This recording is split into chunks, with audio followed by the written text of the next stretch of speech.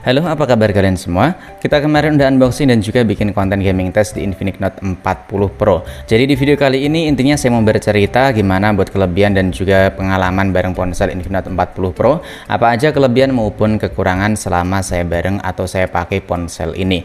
Dan seperti biasa, langsung aja kita masuk ke video pembahasannya. Kalau kita lihat dari segi harga buat ponsel yang masih pakai MediaTek Helio G99 dengan tampilan desain layar curved melengkung, emang buat Infinix Note 40 Pro ini buat seri tertingginya dari Transsion Team. Dan gak cuma harganya aja yang tinggi, tapi buat beberapa spesifikasi serta fitur yang dimiliki juga ini emang kerasa mewah banget. Karena buat harga flash sale-nya ada di 3,2 jutaan, kemudian harga normal ada di 3,5 jutaan rupiah.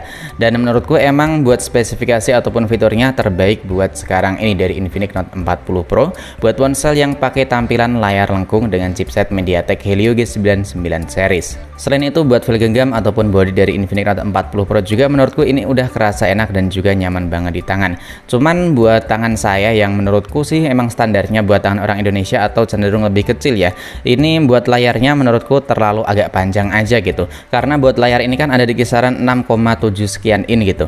Dan ini kalau buat tangan saya ini masih kerasa agak panjangan. Jadi kalau mau nyentuh di bagian atas harus pakai dua tangan atau kayak gini. Jadi masih agak kerasa ribet gitu. Ya meskipun sebenarnya buat pintasannya bisa kita buat. Dan ngomongin soal layar, emang buat tampilan depannya ini udah kelihatan mewah banget karena buat bezel di berbagai sisinya baik itu bagian atas, kanan, kiri ataupun di bagian bawah ini udah kerasa tipis dan juga nyaman banget dipandang.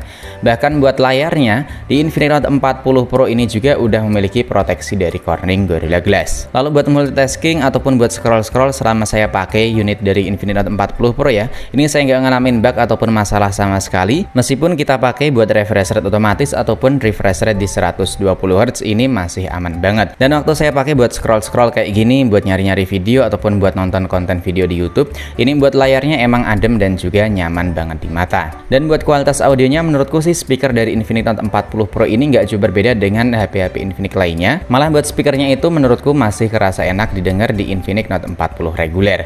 Lalu buat urusan UI atau tampilan antar muka, menurutku Infinix Note 40 Pro ini juga salah satu kelebihan dibanding Infinix Note series lainnya karena sekarang ini udah berjalan pakai Android 14, lalu udah memiliki buat jaminan update software ya, 2 kali OS kemudian 3 tahun buat patch security-nya. Dan ini menurutku salah satu kelebihan yang emang paling ditunggu-tunggu buat para user X fans. Selanjutnya di bagian performa selama saya pakai ponsel dari Infinix Note 40 Pro ya, buat performa dari MediaTek Helio G99 tentu kalian semua udah pada tahu lah gimana buat urusan performanya. Cuman yang saya suka di Infinix Note 40 Pro ini waktu dipakai buat main game itu nggak cepet panas, nggak mudah demam gitu. Dan paling panasnya itu ada di kisaran 43 derajat Celcius dan itu waktu kita geber pakai buat main game Genshin 60 fps. Kalau buat main Mobile Legends emang cukup disayangkan ya, meskipun buat grafiknya itu udah kebuka, udah ke unlock nyampe super.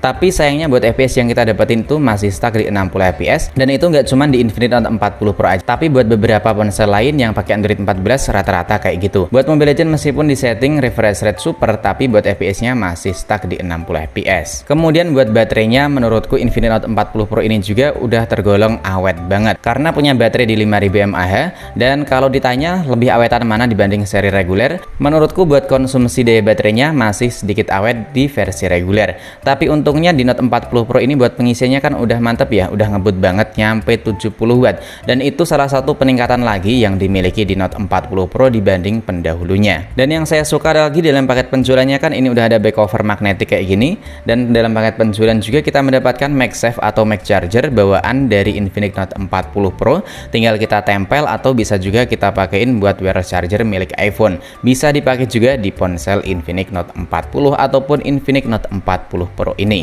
Kemudian fitur tambahan yang menurutku kayaknya sih baru pertama kali saya lihat di ponsel Infinix ya. Ini kalau nggak salah ya, kalau salah ya kalian tulis aja di kolom komentar. Yaitu adanya buat fitur tambahan IR Blaster atau lebih tepatnya inframerah. Dan kalau nggak salah di Infinix Zero 30 series itu juga belum ada buat fitur inframerah atau IR Blaster. Dan buat kalian yang nanyain, bang gimana cara nampilin lampu LED RGB atau aktif Hello AI atau AI Hello aktif itu ya. Nah itu udah saya tanya-tanya ke tim Infinix, dan katanya buat sekarang ini cuman tersedia buat varian Gold. Jadi buat varian Infinix Note 40 Pro warna green dan juga Infinix Note 40 reguler warna black itu masih harus nunggu update software baru bakalan bisa kebuka atau bisa aktif buat aktif Hello AI, lebih tepatnya buat ini ya, buat LED RGB nya. Kemudian yang terakhir di bagian fotografinya, ini menurutku salah satu peningkatan peningkatan yang tergolong bagus banget, karena buat kameranya selain punya sensor yang gede banget nyampe 108 megapiksel, kameranya juga sekarang ini udah punya sistem OIS, dan buat kamera selfie-nya juga ini udah gede banget ya, nyampe 32 megapiksel. Dan yang saya suka di bagian kamera dari Infinix Note 40 Pro, tentu waktu kita pakai buat buka kamera, ini buat layarnya nggak langsung cerah, udah umumnya buat ponsel-ponsel sekarang ini. Kemudian yang saya suka lagi ini di bagian mode potret ada buat opsi 2 kali zoom, dan di bagian kamera selfie-nya juga kita bisa mengatur buat luas atau sempitnya, angle atau ruang waktu kita sedang menggunakan kamera selfie.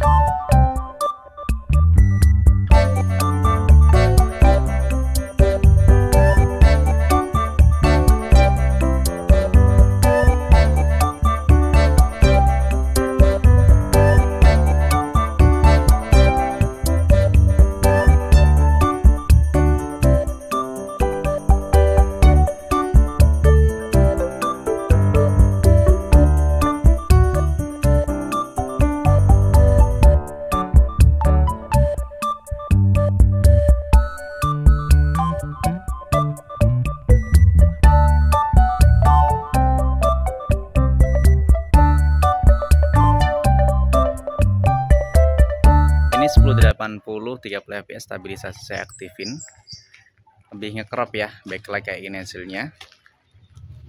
Nah, mulai bagus nih hasilnya.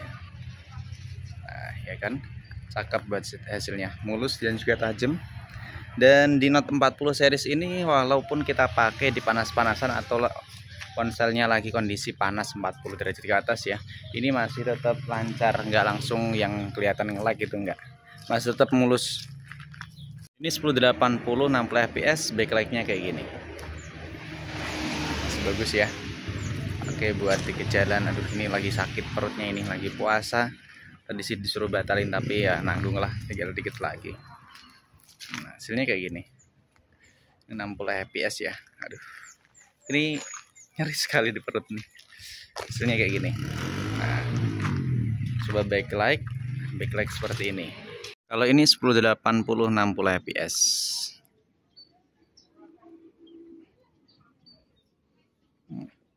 Buat nangkep fokus juga masih bagus. Ini kan masih bagus buat nangkep fokusnya juga. Kalau dipakai buat jalan tentu kerasa buat getarnya. 1080 30 fps saya aktifin buat stabilisasinya. Pakai buat jalan santai sih seperti ini ya, awalnya kelihatan bagus nih buat siang ini,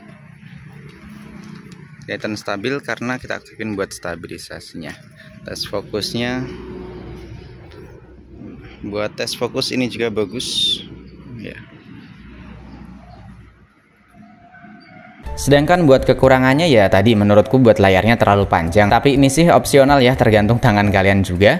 Kemudian nggak adanya buat slot kartu memori eksternal, dan nggak adanya buat lubang jack audio 3,5 mm. Jadi buat harga di 3 jutaan atau 3,5 3,2 juta ya, di harga segini memang buat fitur serta spesifikasi dan desain dari Infinix Note 40 Pro masih patut banget kita perhitungkan. Bisa dibilang sebagai ponsel lengkung terbaik dengan harga yang sangat terjangkau dan punya fitur yang sangat banyak banget. Dan buat pengalaman kalian sendiri gimana bareng Infinix Note 40 Pro? Drop aja pendapat, kritik ataupun pengalaman kalian di kolom komentar. Sampai di sini dulu, sampai jumpa lagi di video selanjutnya.